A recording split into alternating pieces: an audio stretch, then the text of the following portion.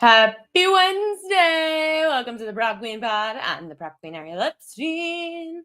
We've got a jam-packed show. I've actually been the most excited for this show pretty much all week because we've got some great guests coming up. We've got Coach James Young going to join the show and talk some WNBA.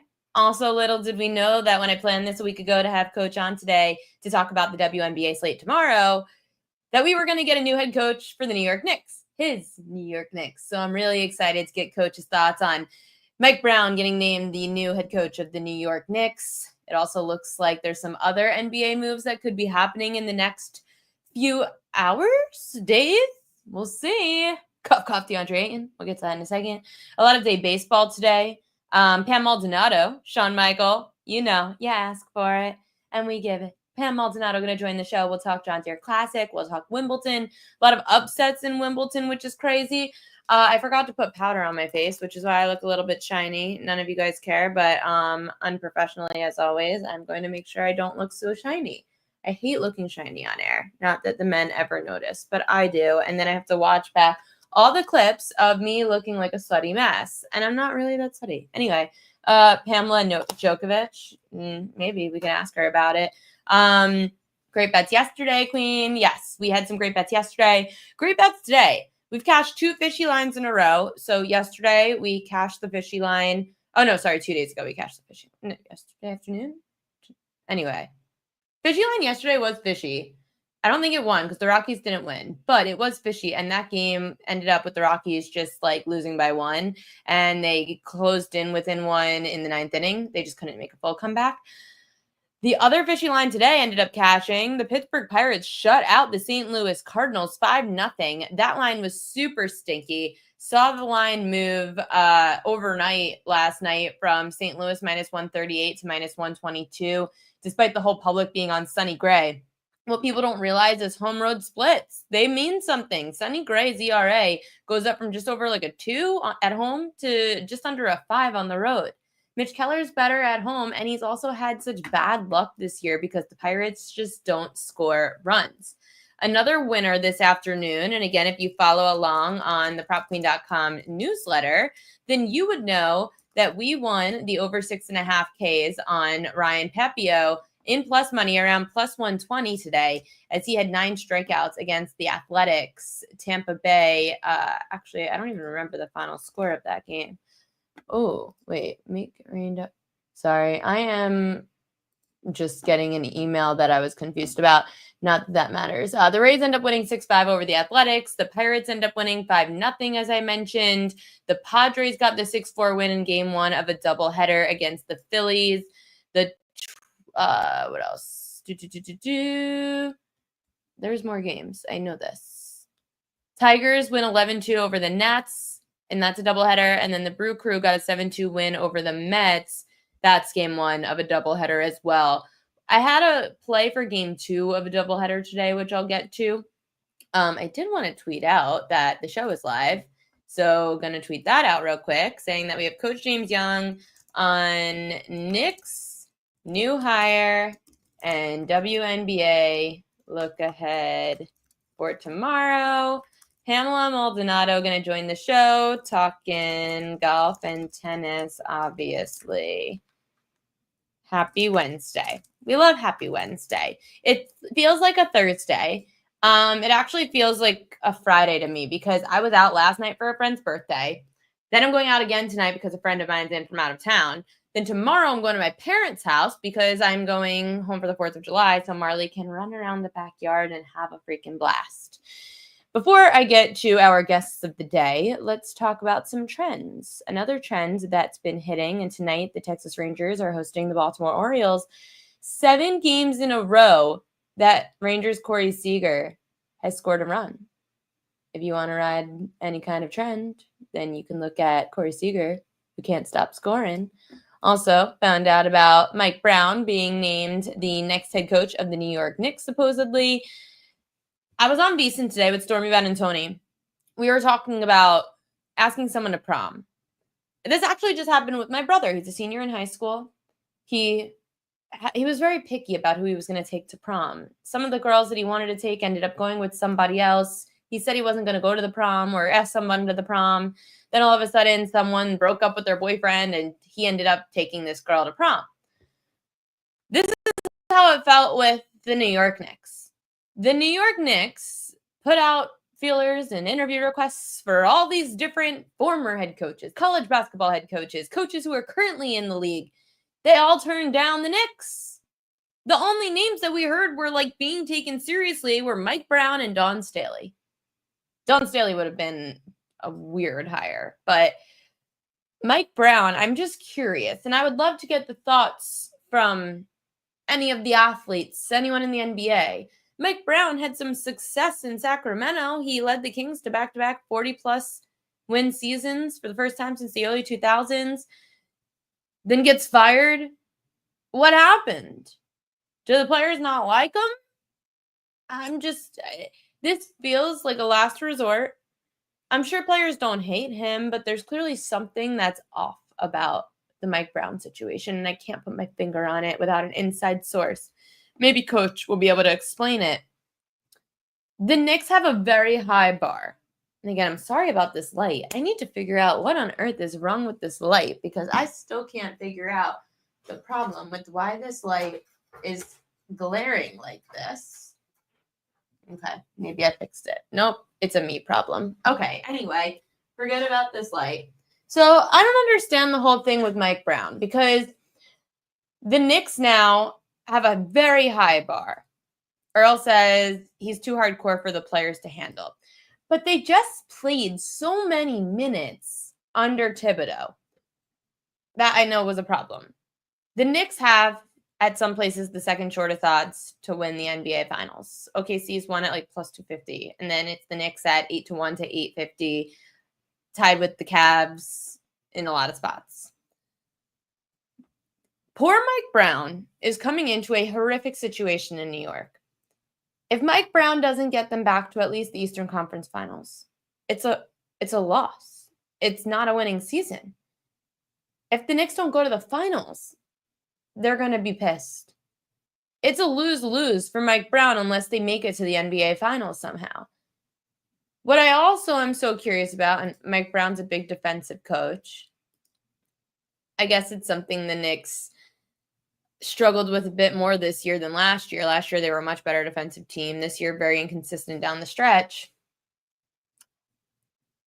I just have questions. I have questions about how a coach with such success gets fired after 2 full seasons. The Knicks are in the big spotlight. It doesn't appear, he's not a fancy, trendy name that NBA fans, Knicks fans are going to back if the going gets rough. They will eviscerate the Knicks. The town will turn on them real quick if things are going south with the New York Knicks. When you have such high expectations in an Eastern Conference that is very winnable, we're talking no Jason Tatum. We're talking no Tyrese Halliburton. The Cavs, the Knicks, the Hawks, these are all teams that can go off and have a great season if they stay healthy. The Knicks, Brown or not, the Knicks have depth and the Eastern Conference is weak. I agree with you, which is why I'm saying, first off, in professional sports, very good head coaches obviously make a difference. Then there's the not so great head coaches who are just like there. Is Mike Brown just there? You guys tell me in the chat, because obviously he was great with the Kings for 2 years, but clearly there's something wrong with personnel and players that they don't agree with him. It doesn't seem like Mike Brown was the first choice. Now, he was obviously in the back of the minds of the Knicks because he was essentially the runner-up to Thibodeau 5 years ago with Leon Rose coming in 2020. Him and Dolan clearly liked Mike Brown. He was in one of the final runnings before Thibodeau got hired. There was clearly something in the back of their minds. It almost felt as if he was the safety net. When you know that you have the girl that will say yes to you, you try out all the other babes before her, then you know that the girl's going to say yes to you anyway, even if you keep her waiting till the end. That's how it feels. I didn't hear about any other big names. The Knicks are very good. I just know that good coaching helps you get to the next level. I just worry for the Knicks that this might not be the fit. Again, Coach James Young about to join the show. He's going to tell us everything we need to know. I don't know where he is. I got to give him a little crap. This is the second show he's late. I'm going to kick him. Where ya at, Coach? Got it, Coach. He also has to go and now he's chiming in. See, Coach, we gotta get you, Coach. You changed the time on me.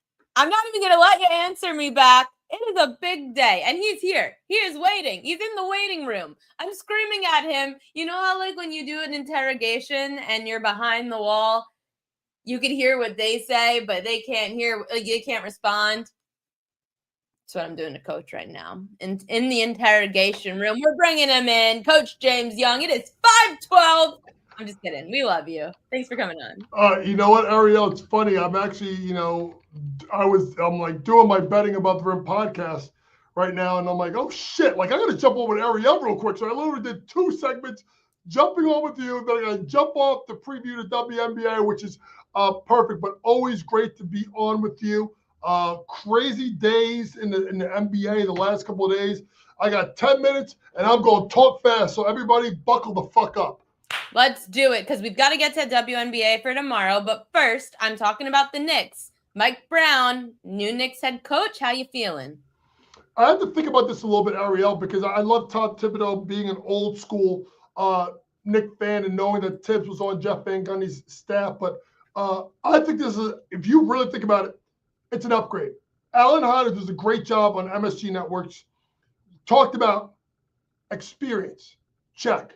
Been to the finals, check. Coaches defense, check.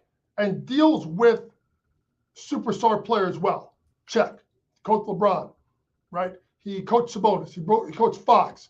He was an assistant with Kerr, right? So, I think he is a better coach than Tibbs overall. He's also willing to use his bench, which is what he did with getting Malik Monk 6th Man of the Year last year. So to me, this is the deal, Ariel. And I'm going to say this. With the way the East is, and we're going to talk about the East, the Knicks got to go to the finals. Yeah. This is finals or bust. That's the only way that the season is a success. The only way this works is the Knicks go to the finals. And I think they are going to go to the finals. Because when you talk about New York. Well, why was he fired from the Kings? One of the dumbest fucking moves ever. I thought, I am a huge believer in Mike Brown. I loved him in Sacramento. I felt that sometimes, Ariel, when you're a coach and you coach a couple of stops and you get fired, you finally go to a place where you become an assistant again, you learn some different things, and then you go become a head coach again. Look at the last 2 guys to leave Steve Kerr. Ready? Mike Brown, Kenny Atkinson. They learned that split screen action offense, and their offense with the Knicks are going to be marketably better this year. What's up, AOD? Unk is in the building. So I think it's an upgrade. Now, where else is an upgrade that I think people need to talk about is getting Jordan Clarkson. Now, God damn it, this motherfucker, if there's not a shot he does not like. But with that second unit, people's complaint with Tibbs is too much on Brunson, too much on Cat, not enough bench. Now you go get a former 6th Man of the Year award winner and Jordan Clarkson, who don't have to get you 18 a night. This guy gives you 11, 12, 13 points a game, which he should be able to do. But the Schroeder move was getting Yabusele from Philadelphia. 2 years, $12 million. Yabusele, if you remember, played really, really well in the Olympics. Everybody remembers the poster he put LeBron on when LeBron took a charge, probably the first and the last time you'll see LeBron James take a charge in his life. But to me, Yabusele is someone who can play 3, 4, 5. Now you got protection when Mitch Robinson gets hurt, because he always does. And now with the Knicks, if you keep the same starting lineup as you did during last year, Brunson, Bridges, Hart, OG, Cat, now you go Deuce, Clarkson, Yabusele, Robinson. That's as good of a top 9 that you have in Eastern Conference. I'm going to say, actually, it's the best top 9 that you have in the East. The Knicks How are typically these never- superstars going to react to Mike Brown? Do they like him? Mike Brown's very well respected. Okay. Very So well respected. Brunson and Cat, it'll be good? And with Brunson and Cat, it'll be good. Listen, as much as they love Tibbs, they're going through JB to check this shit out. They're not going to, and I'm going to say something.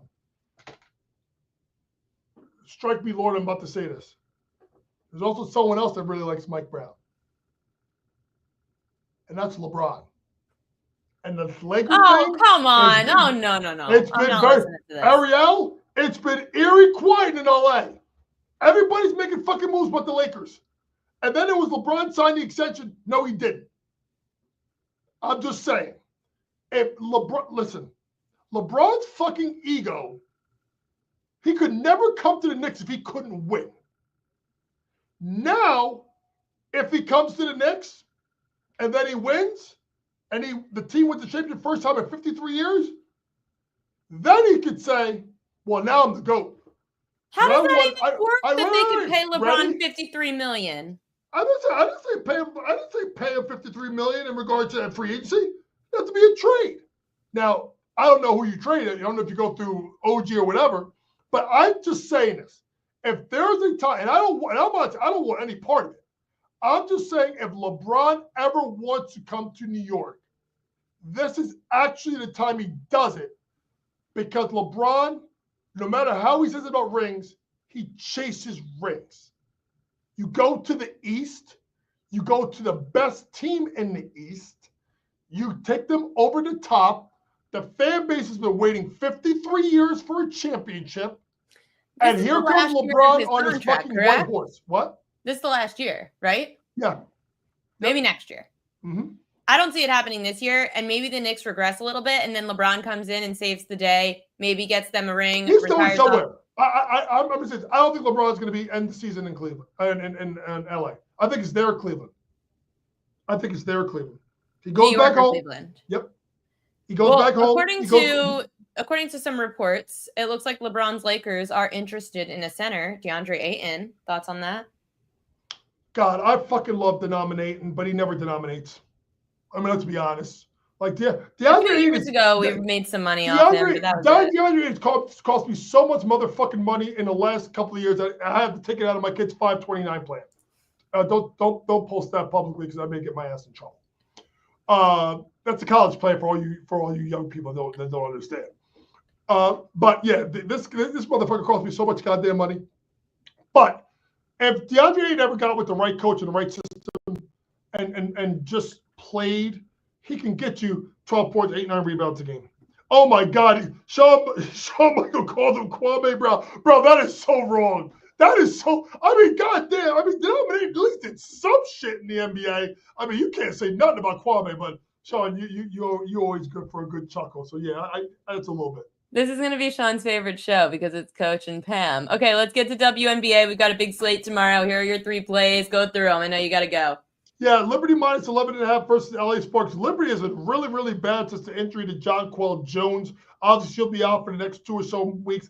They need to get Leona Fibich back into the lineup. She obviously is 6'4" as someone can shoot the ball from 3, but I just don't trust the LA Sparks on the road. So give me minus 11.5.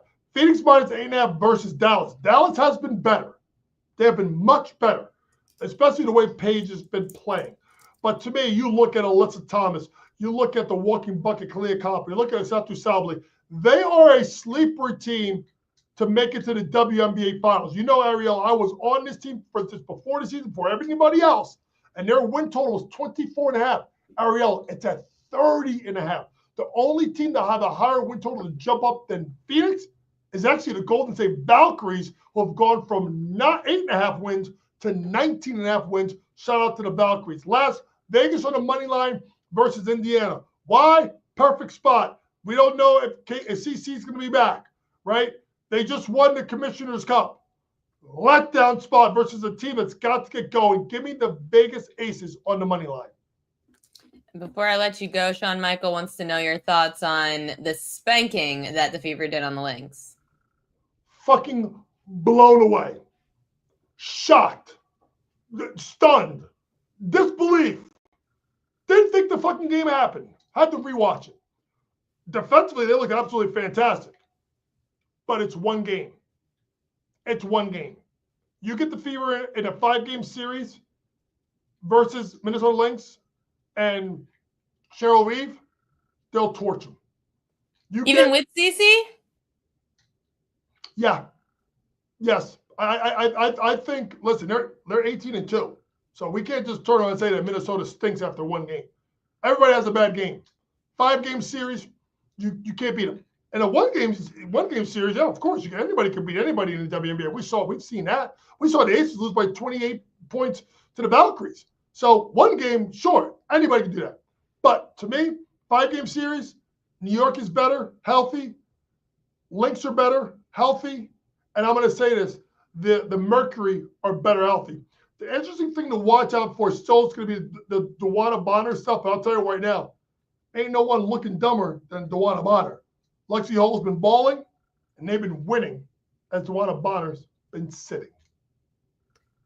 WNBA, lots of drama, but all the drama was really how Coach comes on the show and talks about LeBron James coming to the New York Knicks. That one, I was not expecting you to go that route today. Was not expecting it at all. Hey, listen, I don't know a lot about baseball. What do they call my Uncle Charlie, the curveball? Every once in a while, Ariel, you may zig, I may zag. So I kind of.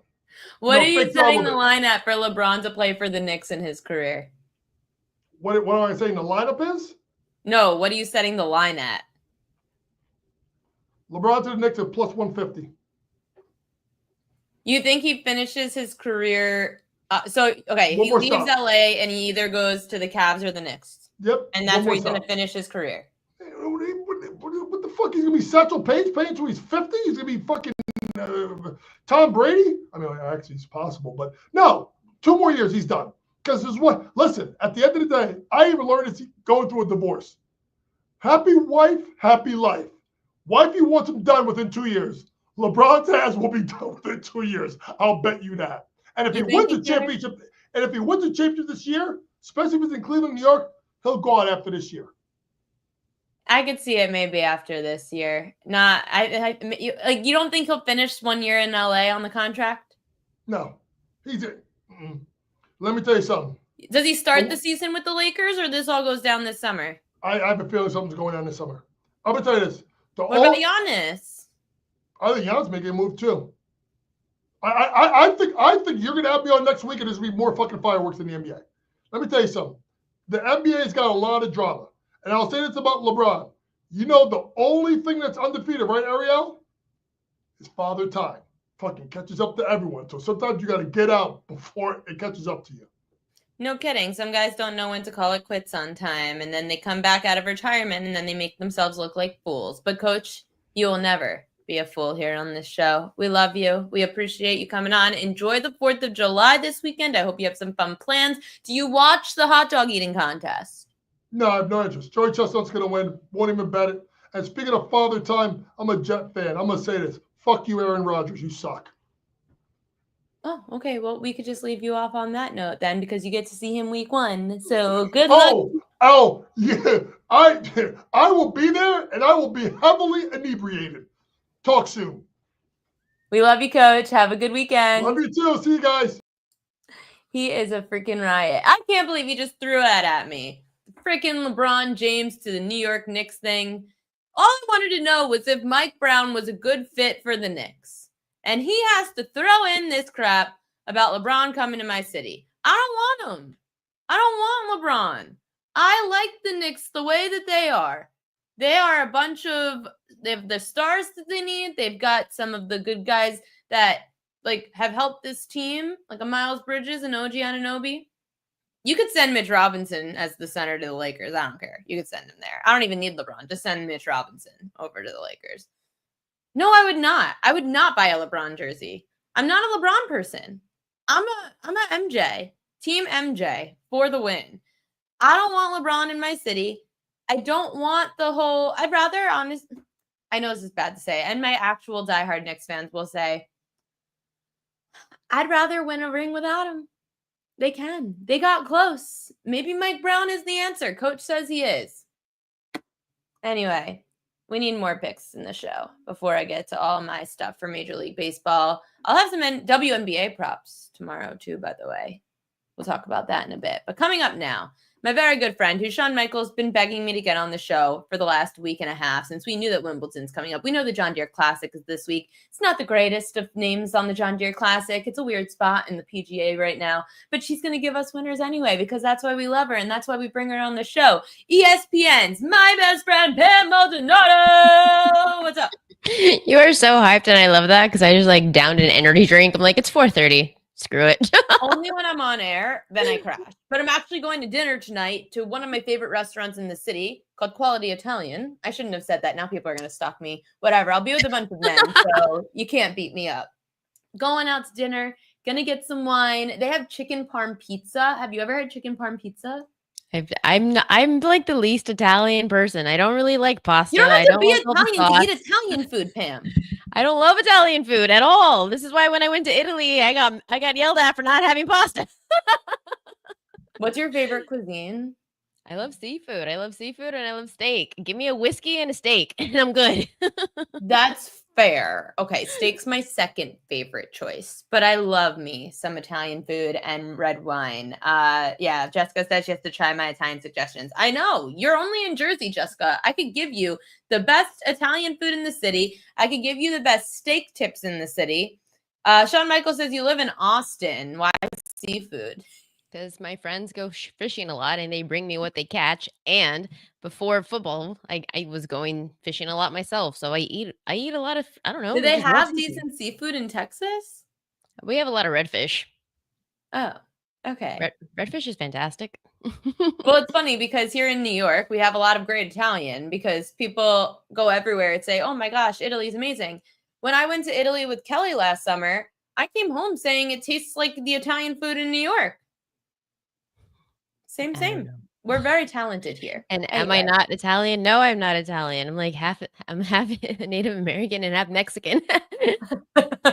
Just far like from really Italian. Far. Really far from Italy. Very far. And Okay, sushi, enough yeah, about sushi all day food. Let's because get on Vegas. some golf, I guess.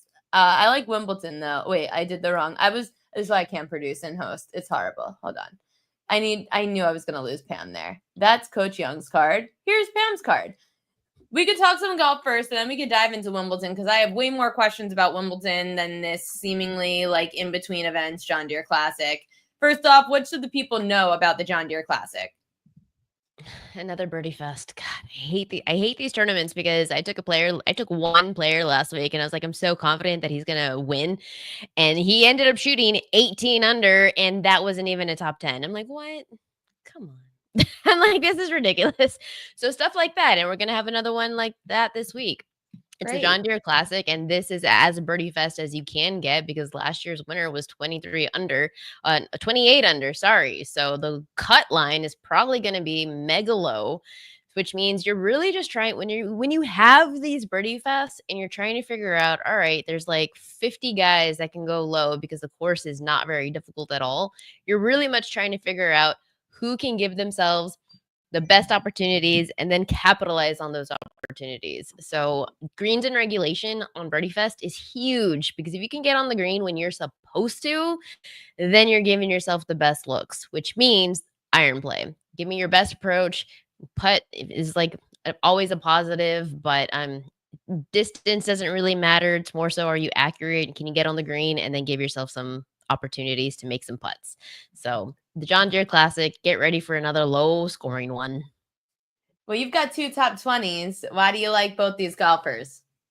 Well, Ben Griffin has been like a cash cow this season. I've bet him like 5 weeks straight and he doesn't miss. And so why are you going to stray away from what's been working? Griffin is probably the best player not in the field, but he's probably like top 3 right now, like in the PGA because of his consistency, but he's gaining strokes and every stroke's gained metric, great off the tee, accurate more than anything. And if I'm talking about greens and regulation, he's top 3 in that department. So this is why he can shoot 15 under last week, still not be in the top 10. So hopefully he has a low scoring 4 rounds this week because he did finish T2 at this tournament last year. So he is fully capable of some of these like really shoot 'em low type of tournaments. And you see where the odds have shifted. We used to be, if you have been following my card, we were grabbing him at plus 150, plus 140, plus 130, and you've seen it trickle each week. And now you're barely getting even money for him to finish in the top 20. So, and he's one of the favorites to win the tournament. So it's just one of those things where we caught him early. The market has caught up. It's in a really weak field. You mentioned it at the top. There's not a lot of big names. So by default, he's the top 3 of the odds board. So I like him for a top 20 again. And he's plus 1,600 to win the tournament. I don't love that because at one point we grabbed him at 30 to 1, but he is fully capable. He has 6 top 20s. He has a win on tour this season, and he's just cashing it, everything. So at the very least, top 20. And Michael Thorbjornsen. How do you pronounce that? Flyer. Huh? How do you pronounce that? Thorbjornsen. Okay. Continue. I'm gonna go. I'm calling him my flyer pick because he's somebody that is definitely more like boom or bust, and the odds reflect that. For a top 20, you're getting plus 150. Also, by the way, when I mention top 20s, this includes ties, so it's a little bit less value than if you were grabbing it without ties. But he's very strong off the tee. He has both the distance and the accuracy. Combine that with he's 7th in greens in regulation, which means he gives himself the opportunity. So he has a lot more spike potential, but he's kind of really erratic on his short game. He misses strokes around the green. So if he doesn't hit those greens in regulation, can he put himself in position to get up and down to at least save par? And more often than not, the answer can be no. So, and because he's not the strongest of putters, well, his short game is lacking, but he's great with his ball striking. So I'm trying to take a flyer on somebody who's coming off really hot. He finished T4 last week at the Rocket Classic. So I'm hoping for a bomb week from him instead of somebody who's been consistent like Ben Griffin. Do you have anything that you're looking at and excited for or about for the Open Championship coming up? I have so much money, so I don't know if anybody's been following my my Twitter over. I'm in a private fantasy golf league, and 1, I am the only woman in this league. 2, I was like anywhere between 4th and 7th for like 3-4 weeks straight. Now I'm in first, and first place prize is $1,500. So, and I'm ahead by a pretty good margin because every week I'm like, who are the players I need to win? So, even with the U.S. Open, where my card went 0 for 3, my fantasy won that week because all of my players finished. Everybody else at the top of the leaderboard was way worse, and my guys barely finished. So if I took somebody for a top 20, they finished like T21. If I took somebody for a top 10, they finished T11. So it's not like I was wrong. It just the outcome wasn't there. So I'm in first place entering the Open. So I'm going to be laser focused as you can get. Don't bother me. I need to win this money. Also, I want to be the chick who won her golf league. Well, what's that like? Who's on your fantasy team? Scheffler's probably definitely going to be up there because even on his bad days, he's still finishing in the top 10. He can lose strokes anywhere and still be his floor is everybody else's ceiling. So I'm probably going to lock him up, obviously. Who else am I thinking ahead of time? Tommy Fleetwood. It's also, if you've been following me, like, man, the Fleetwood train, it's like we really want to see him win already. He's fully capable. He had the chance. We had an outright on him. Didn't work out. But we also had Keegan Bradley. So it worked. So it was like, oh, and we didn't lose after all. But as of right now, I don't really have I haven't really checked. I want to be fresh. And so I want to just it's still 2 weeks away. So I'm going to give it some time. But yeah, Fleetwood will absolutely drive you up the wall. You're exactly right, Mr. Earl Burton. Yeah. If you've been betting Fleetwood, it is a heartbreaker of a player to back. Because you want him as a fan. It's not just a bettor. As a fan, he's great for top 10s. If you're betting him, great for top 10s. If you're betting him for outright, what are you doing? You hate your life. Lewis Kirch says Fleetwood's due.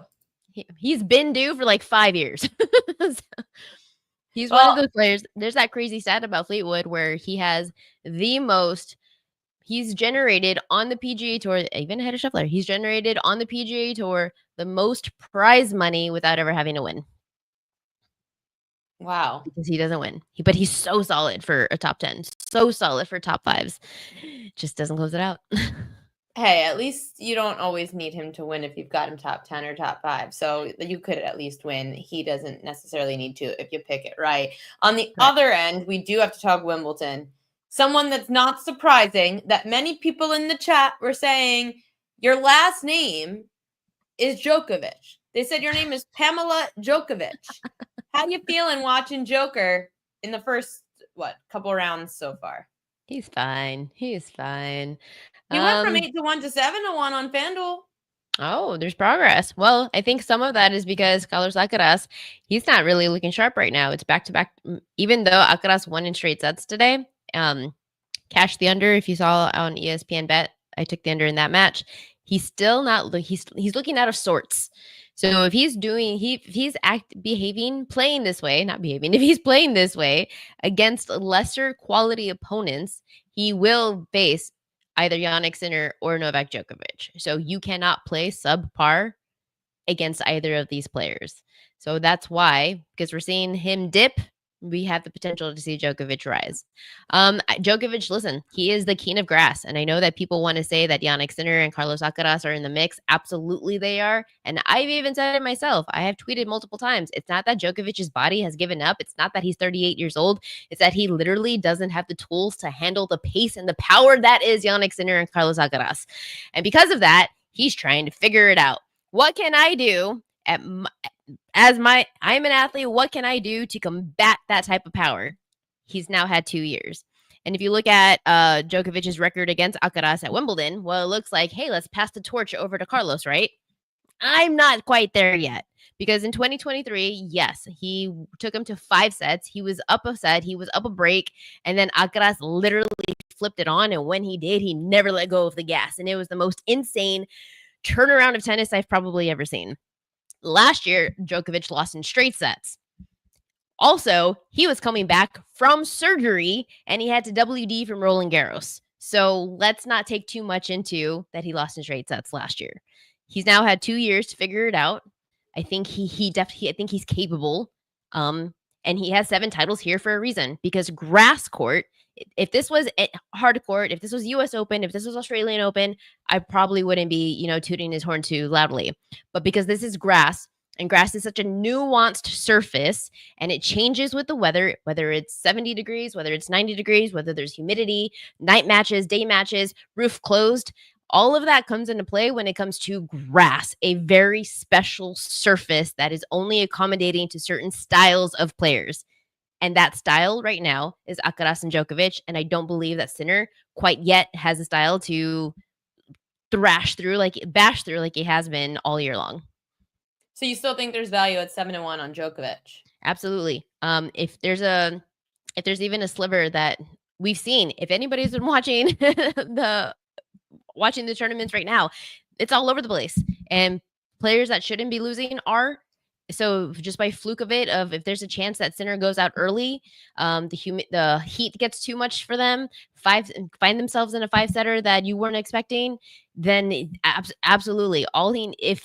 If by chance Sinner drops, that opens up the door for Djokovic. If he ends up facing Djokovic, I believe that Sinner. I believe that Djokovic does have the power to get through Sinner on grass. Now, can he also get through Alcaraz? Because you have to go through both. That's the bigger question, but the odds are 7-1 for a reason. Absolutely. And Alcaraz still sitting there on FanDuel, at least at plus 110. How surprised were you with all these upsets so early? Yes and no to upsets. So like players like on the WTA side, Coco Gauff lost.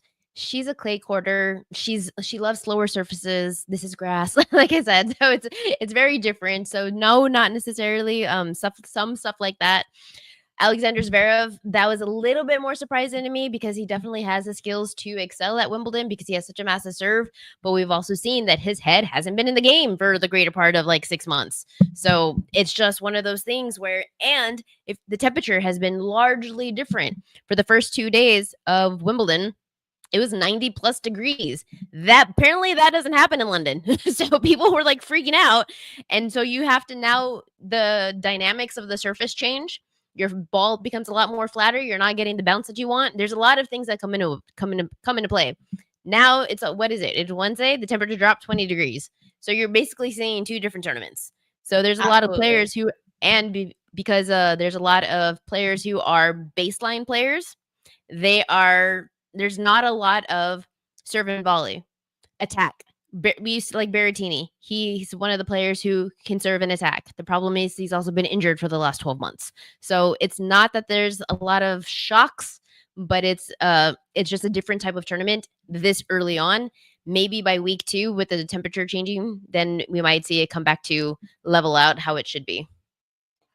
Shawn Michaels said if Djokovic, which is obviously spelled wrong, Shawn Michael, but we'll let it pass. If he does win, then they're sending you roses.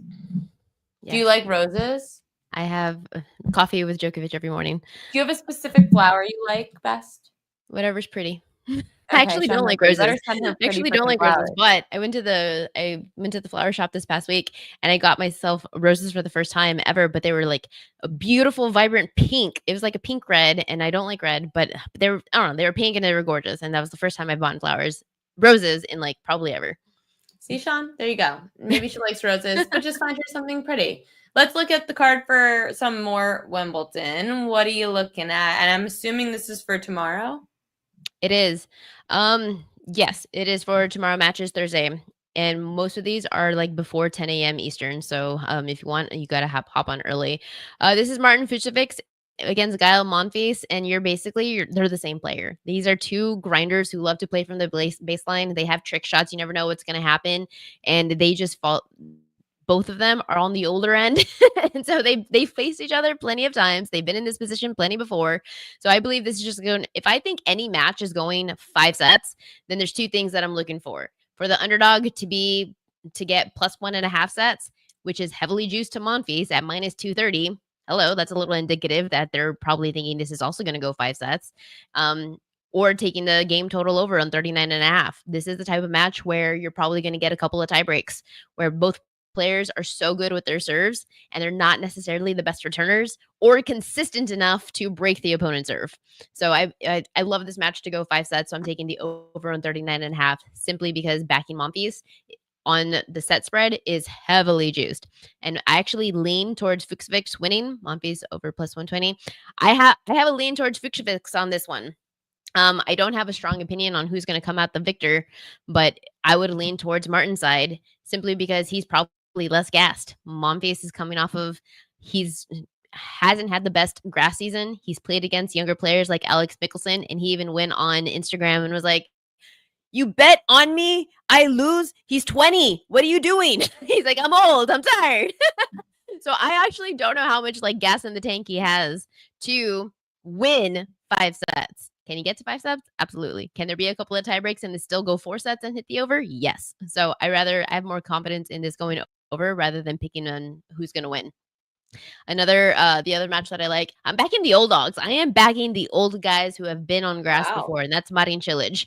And people probably are like, who is that? If you're newer to tennis, who is Marin Cilic? Let me tell you, I've he's one of the best heard servers. of Cilic.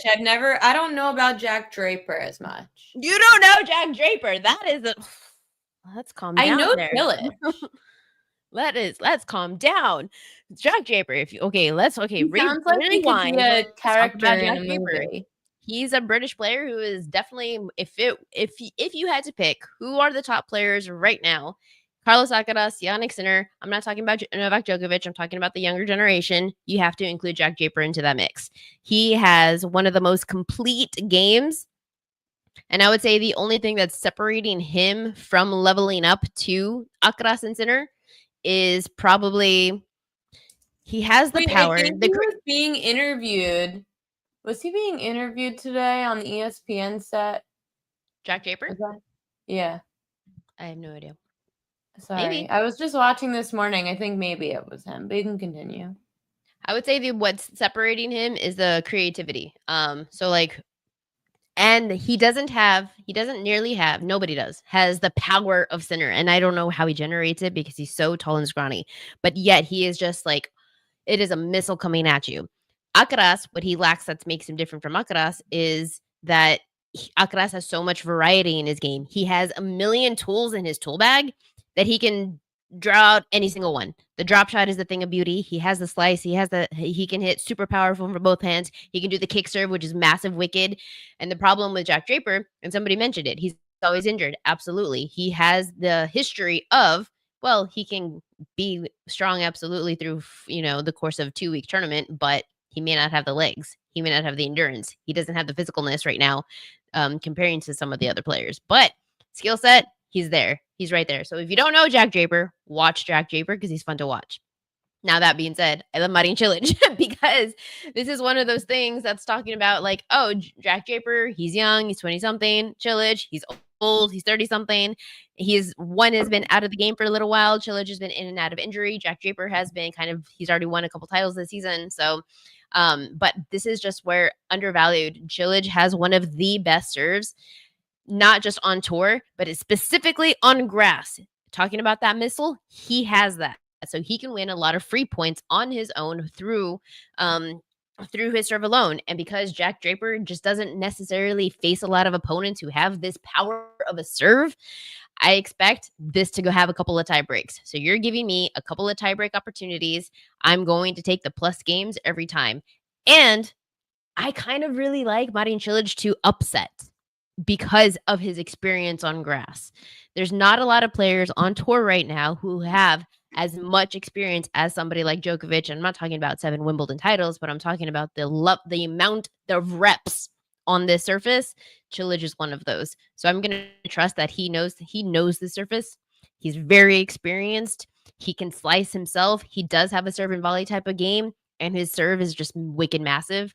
And I don't see anything from his opening match that says that he can't contend off his serve purely alone. So plus games, I like the over 35.5, which kind of correlates. So I would say if you're betting one of these, bet one or the other based on the price.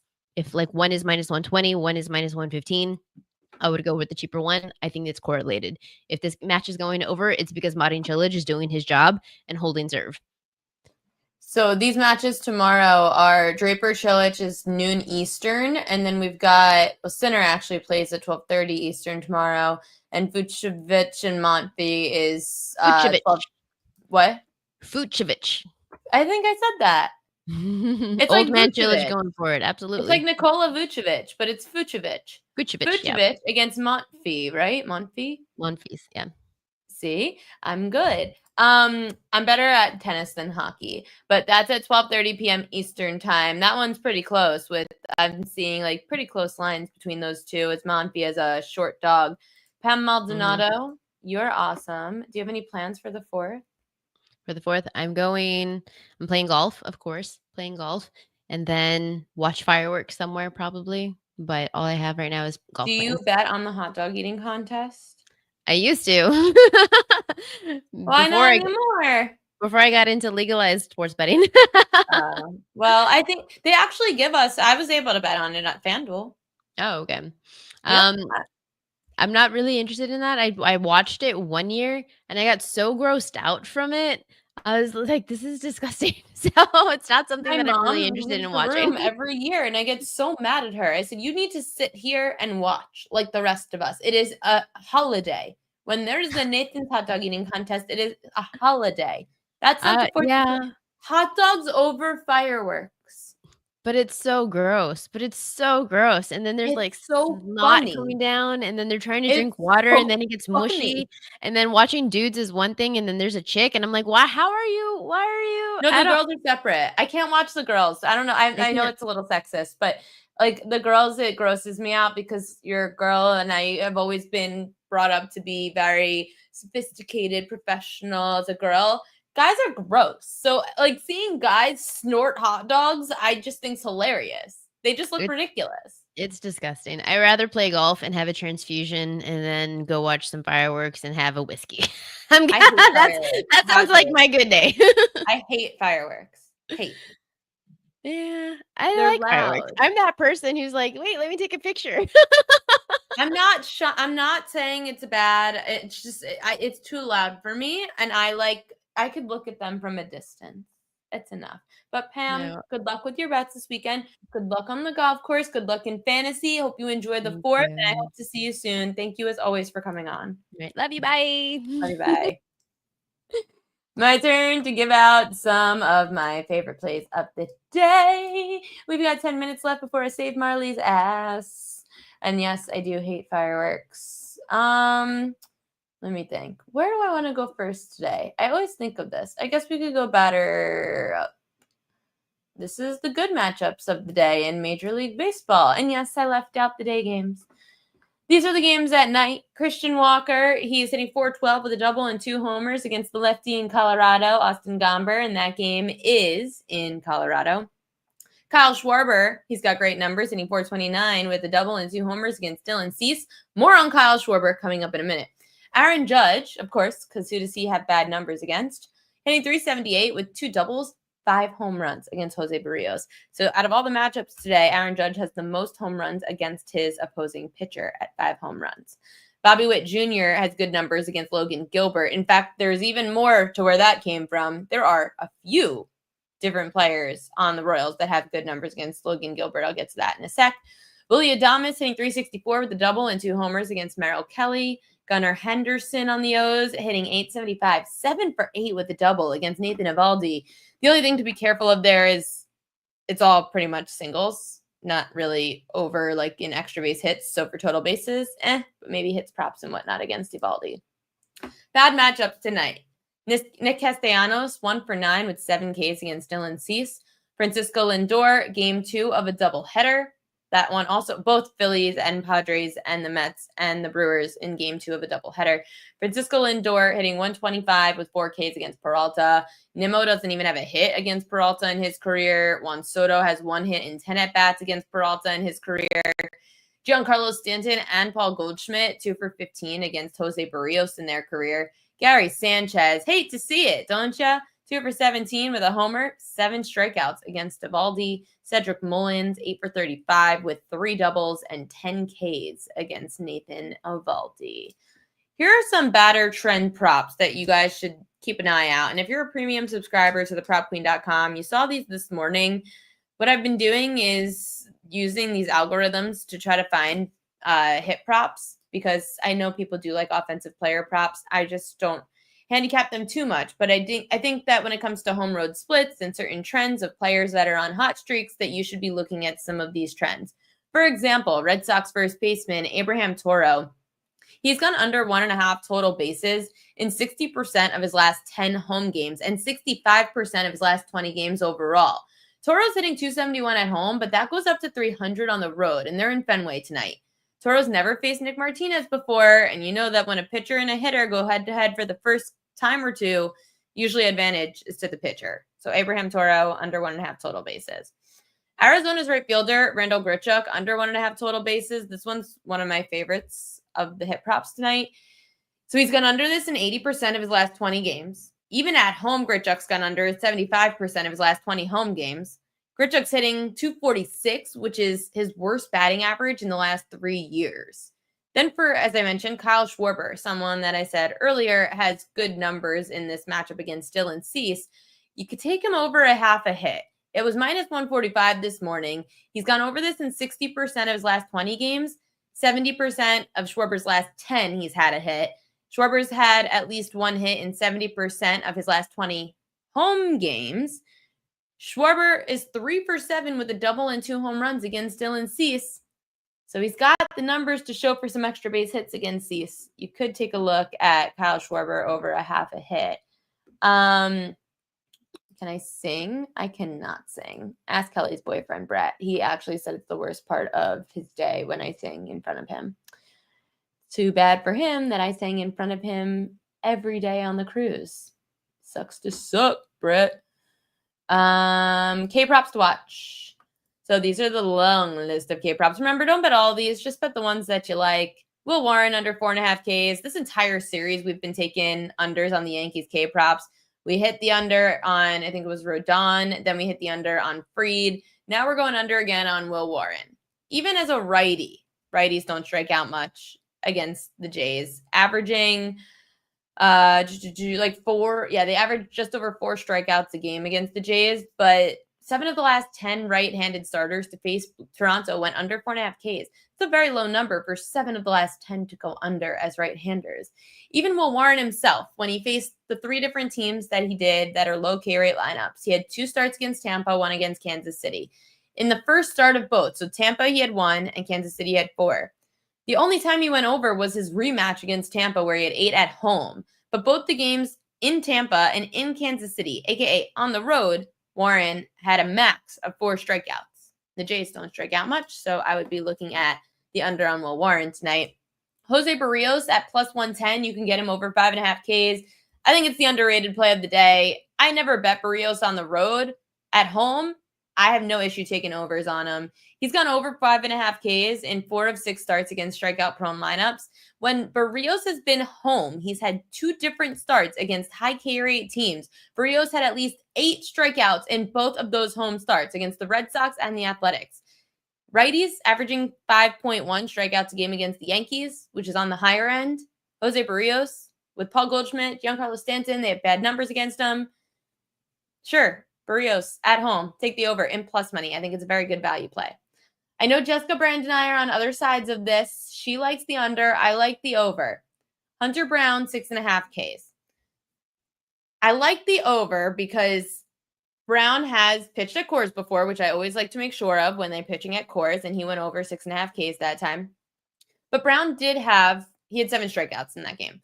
Brown has pitched in 4 different games this year against high K rate teams. He went over in 3 of the 4. He had 9 against Cincinnati, 8 against the Athletics, 9 against the Guardians, then 4 against the Angels on the road. But righty starters, you would think, right, for a Colorado Rockies team that's so bad, the book should be spot on with them because these numbers eventually get high, like a 6.5. Yet starters are 33 overs, 25 unders as righties when facing the Rockies. So the book's still, like, it's not as if it's 28 and 25 or 25 and 25. It's 33 and 25 over under. So we're still getting overs. 7 of the last 10 right-handers to face the Rockies had at least 7 strikeouts. We're talking 7 strikeouts. That's like Tarek Skubal numbers. That's Paul Skeen's numbers. And we're getting 7 of the last 10 to face Colorado going over 6.5 Ks. Hunter Brown is good enough to do that against a bad team. And he's done it before at Coors. So I'll take the over on 6.5 Ks if you like it, of course. Like, again, not saying bet all these. These are just my leans. Logan Gilbert under 6.5 Ks. So I don't love fading him at home. I'll tell you, this is not one of my favorites, but it's more of a fade on the Royals. And the line has moved against Seattle today, which I'll get to in a second.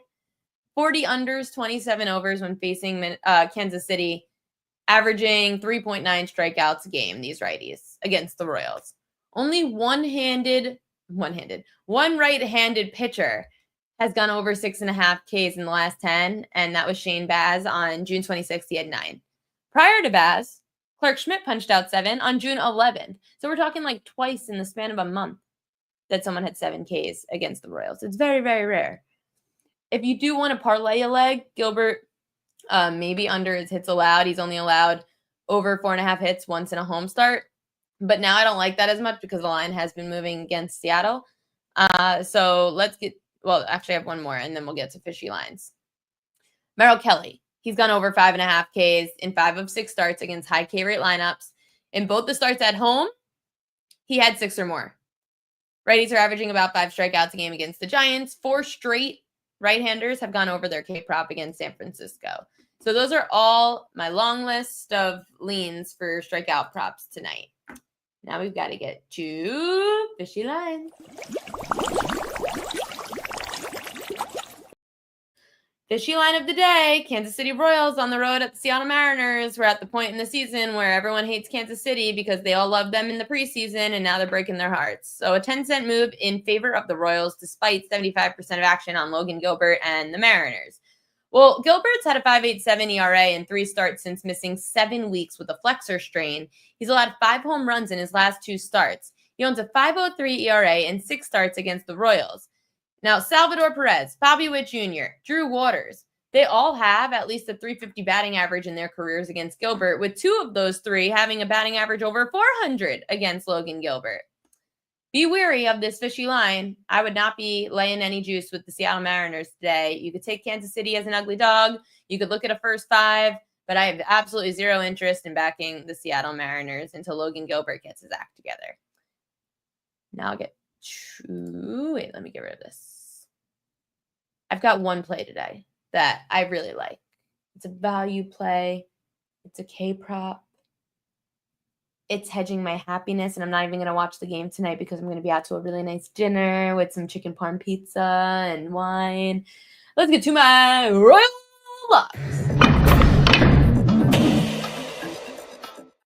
And listen, I don't want to hear from the peanut gallery about me not watching the game. Whatever. I'll pay attention, but I don't really want to watch because I'm betting against my team, and it's okay because I like Jose Barrios over 5.5 strikeouts at plus 110 tonight. It is great value at plus 110 for a pitcher that is at home, who against high K rate teams at home this year has had at least 8 strikeouts in both of those starts. The Yankees are averaging just over 5 strikeouts a game. Barrios went over 5.5 Ks in both his starts against the Yankees last year. He only had 4 in the first start in Yankee Stadium this season. You guys know what I always tell you. If something should hit and it didn't in the first game, we are going to bet it again in the second game. I will die on the Jose Barrios hill. Hopefully he goes over 5.5 Ks for plus 110 tonight. I do really like this play. So I do not want to watch it happen because that means maybe the Yankees are losing. I don't know. Tell me about the chicken parm. I will post about the chicken parm. It's unreal. It's a chicken parm pizza. It's chicken parm, comes out looking like a big pie of pizza for the table, and it's pizza. Like it's on a pizza dough, chicken parm melted on top. I can't. And there's also a black truffle cacio e pepe that we're going to be getting tonight. There's more on the menu we're going to be getting. Also, I meant to ask you guys, if anyone in the chat has a say, my friends and I are debating, and I have my own thoughts, but you guys can answer. I'll give you like a minute. Camus, Nickel and Nickel, or Silver Oak, Alexander Valley. If you guys, between the three, Camus, Silver Oak, Alexander Valley, and Camus, Silver Oak, Alexander Valley, and Nickel and Nickel. Which one do you guys like the best of those 3 red wines? You could comment on my X. Please let me know. I would love to know which wine we should get for the table tonight because there's going to be a lot of wine at that table tonight. I'm sure I'll be miserable tomorrow. I'm back on with Stormy on VSiN tomorrow, also from noon Eastern to 2 p.m.